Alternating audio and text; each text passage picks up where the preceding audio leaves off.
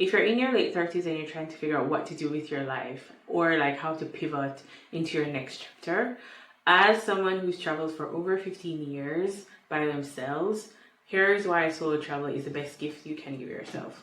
I'm Diedre, and I help women over 35 solo travel confidently, move abroad, and also design the lives that they love.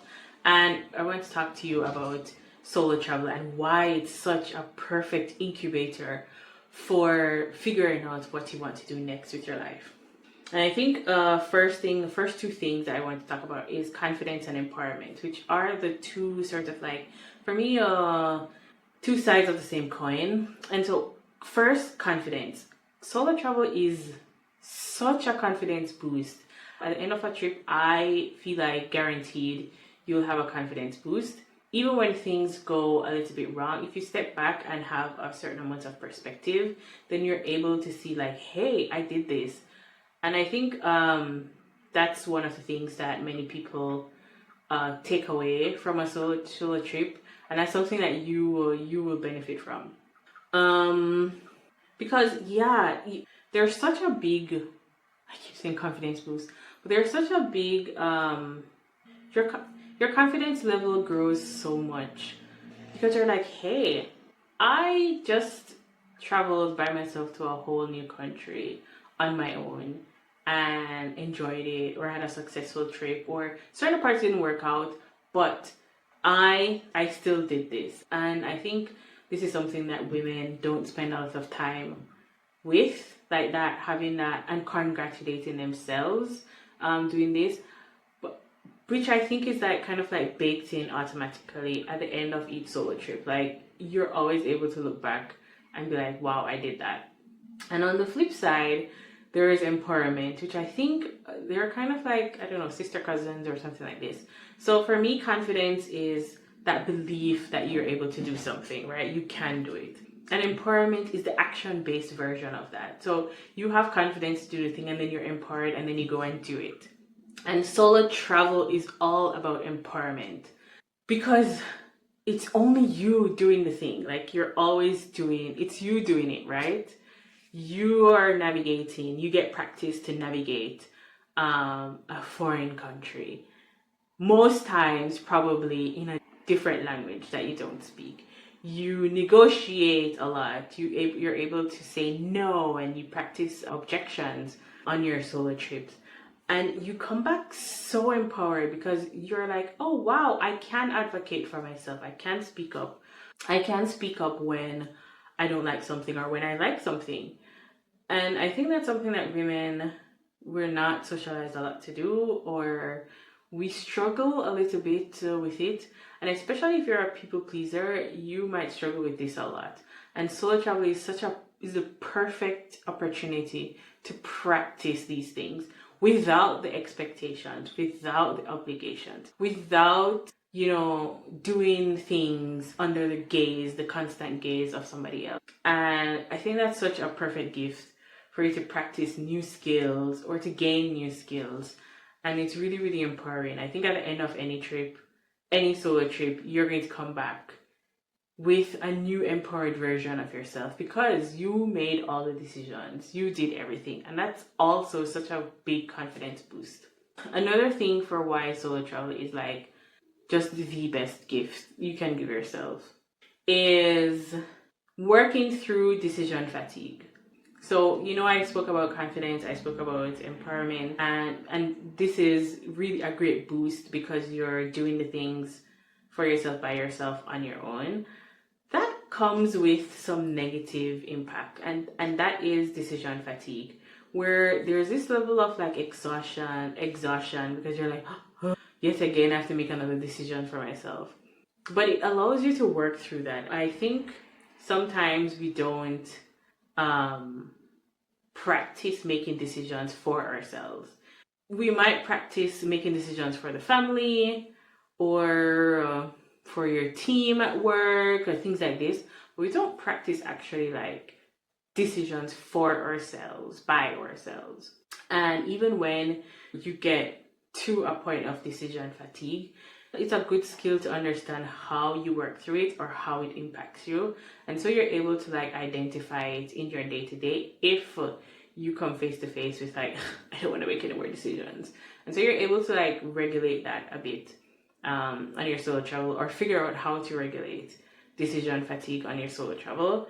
And I think that's an underrated gift or skill that you should all learn. I had another thought, like the freedom, which everybody expects, and it's a topic that we all talk about, but the freedom that you get in solo travel, there is so much joy in being able to do what you want, when you want, how you want, in the way you want to do it. Like, there's so much joy in this that I think every woman should experience at least once. Like, I think you should experience it at least once in your life, doing something completely to your own desire. It's amazing. And solo travel is like, yeah, it's the place where you do this.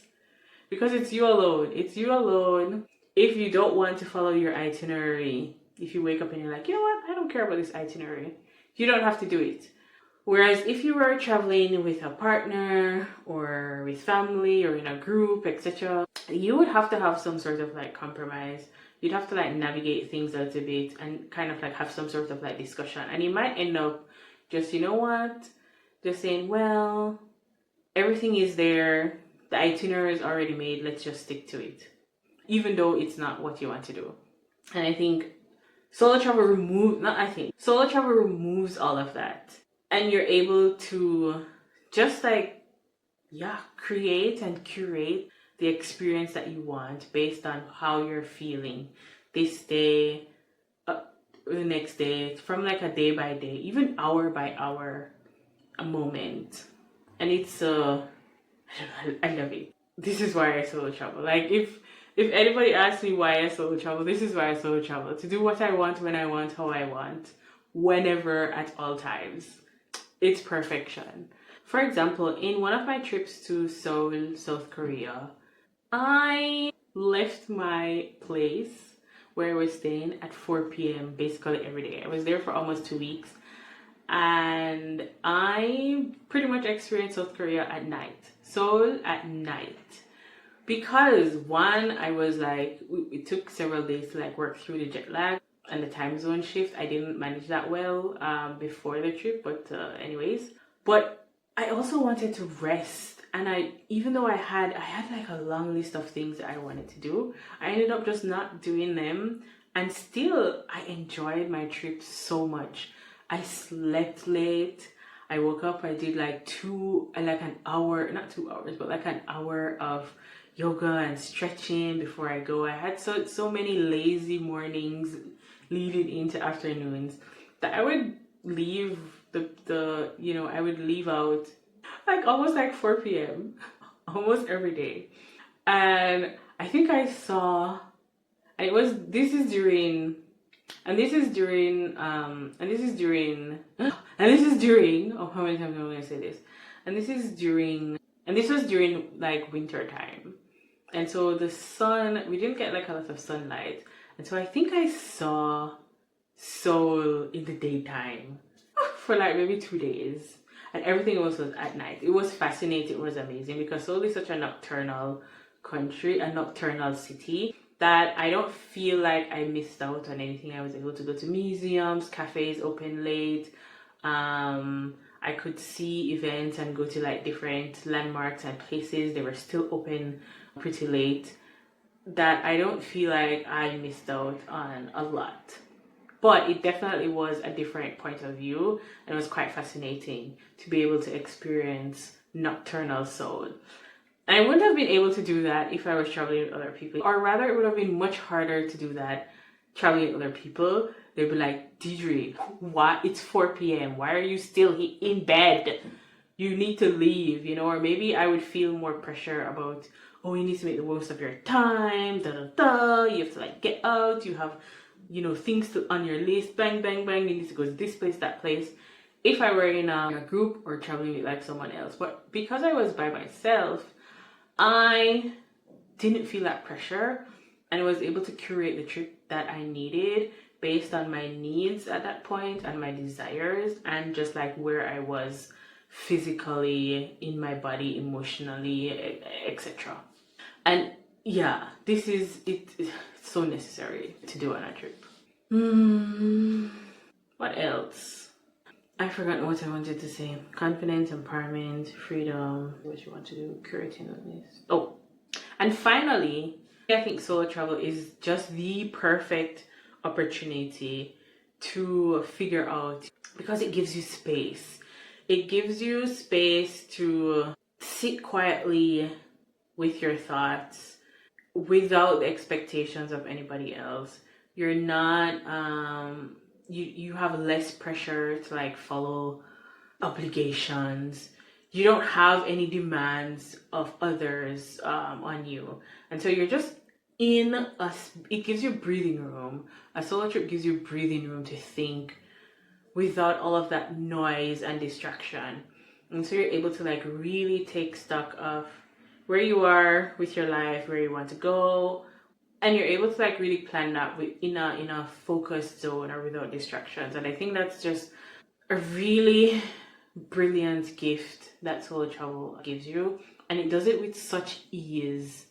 You get breathing space and room to be with such ease in solo travel that you really should experience it. It's like I don't know, it's such a invaluable thing.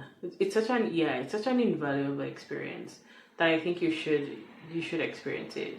How many times have I said experience? Connections. Contrary to popular belief, solo travel is actually quite easy to connect with people, and dare I say, easier to meet people when you're by yourself than when you're in a group. And this is because for solo travel, it's very expansive. So while solo travel is a deeply personal thing and you get to personalize it how you want, right? But you are also like forward facing, because you do a lot more people watching, you observe life around you. And so you're able to like connect a bit more with the bookkeeper or strangers, etc. when you're by yourself, because it's a lot more expansive and inclusive experience. Whereas when you're with a group, or if you're traveling with someone else, you're kind of like focused on the group. So you're focused like on the group, like focused on what your activities you're gonna do next. We're trying to negotiate where everybody's going to eat. You're kind of like in your own little bubble, and you're working through like the different conversations and things like this. And so it makes it harder for you to like turn your gaze outwards and to see life in this new place. Solo travel allows you to see life in the new place, and it makes it easier to invite people in if you want. And that's the beauty. If you want, because if you don't want to like speak to anyone or make connections, etc., you're able to like gauge it and limit it as you want. But on the flip side, if you're seeking connection, it can be so much easier to do it when you're solo traveling than when you're with others. What are your thoughts on this? Have you solo traveled before? And what's the best part of solo travel for you? What gift did it bring you? And then I think on the flip side, if you haven't solo traveled yet, what are you hoping to get from a solo travel trip when you actually do it? Tell me in the comments, and I will respond to each of them. I read them all, so tell me in the comments and let's have a discussion there.